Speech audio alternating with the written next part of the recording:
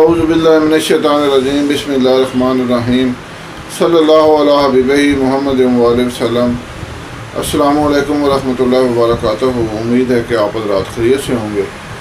آج کا موضوع ہے معدے کا السر اور تیزابیت۔ معدے کا السر اور تیزابیت اتنا عام ہو چکا ہے کہ ہر دوسرا بندہ فون کر کے اسی مسئلے کے بارے میں پوچھ رہا ہے، تو اس لیے ضرورت محسوس کی کہ آج اس کے لیے ایک بہترین نسخہ آپ کو بتاؤں، جس سے الحمدللہ یقینی طور پر آپ کا یہ دونوں پرابلم تیزابیت اور معدے کا السر انشاءاللہ ختم ہو جائیں۔ تو میں صفدر ہربل کلینک کی جانب سے حکیم صفدر تبسم حسین آپ سے مخاطب ہوں۔ آپ سے گزارش ہے کہ میرے چینل حکیم صفدر فالیہ کو سبسکرائب کریں، لائک کریں اور شیئر کریں تاکہ دوسرے لوگ بھی فائدہ اٹھائیں اور میرے اور آپ کے لیے صدقہ جاریہ بنے۔ تو اس ضمن میں گزارش یہ ہے کہ ہم اپنی غذا کا خیال نہیں رکھتے۔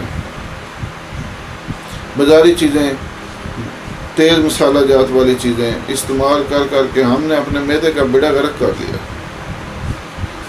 جب ہم اس طرح کی بد پرہیزیاں کرتے ہیں تو ہمارا معدہ جو ہے وہ اندر سے سوزشناک ہو جاتا ہے۔ جو جسم کی اندرونی سوزش ہے اسے السر کہا جاتا ہے، اور جب وہ سوزش بڑھ کر زخم کی صورت اختیار کر لیتی ہے تو اسے کینسر کہا جاتا ہے۔ اگر یہی سوزش باہر ہو تو ہم اسے خراش کہتے ہیں، اور اگر باہر وہ خراش جو ہے وہ زخم کی صورت اختیار کر لے تو ہم اسے زخم کہتے ہیں۔ اسی طرح جسم کے اندر یہ صورت ہو تو اسے خراش کو السر، اور خراش اگر بڑھ کر زخم بن جائے تو اسے کینسر کہتے ہیں۔ تو بھائی اس کے لیے ہم خود ذمہ دار ہیں۔ ہم اگر بد پرہیزیاں کریں گے، بازاری شورمے، برگر، تکے کباب کھائیں گے تو اس میں اور کس کا قصور ہے؟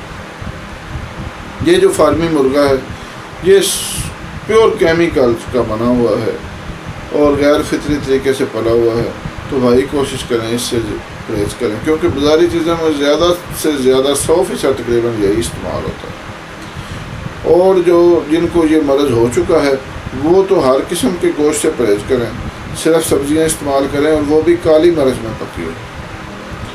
سرخ مرچ سے پرہیز کریں، اور دالوں میں بھی صرف مونگ کی دال کھائیں، باقی دالیں بھی نہ کھائیں، اور دودھ اور دہی کا زیادہ استعمال کریں، ساتھ یہ نسخہ استعمال کریں۔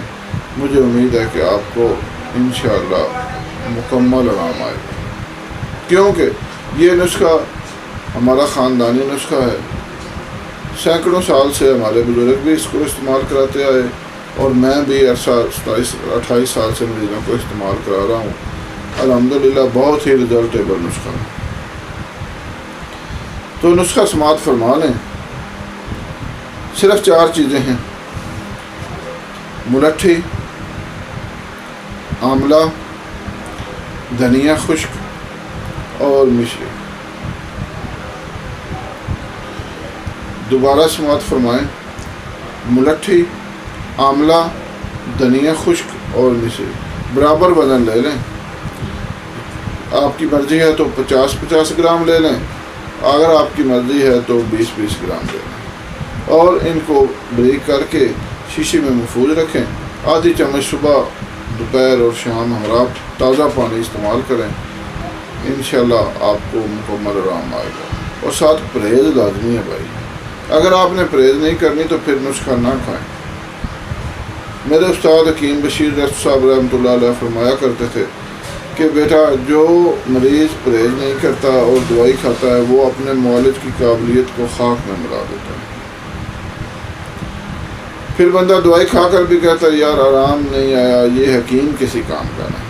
تو بھائی آپ اگر بغیر پرہیز کے دوائی کھائیں گے تو جو مرضی کھا لیں آپ کو آرام نہیں آئے گا۔ ہاں، پرہیز کے ساتھ یہ نسخہ استعمال کریں۔ جس کو آرام نہ آئے وہ مجھے کال کرے، اور اس کی نوبت ہی نہیں آئے گی۔ انشاءاللہ آپ کو مکمل آرام آئے گا۔ اللہ حافظ۔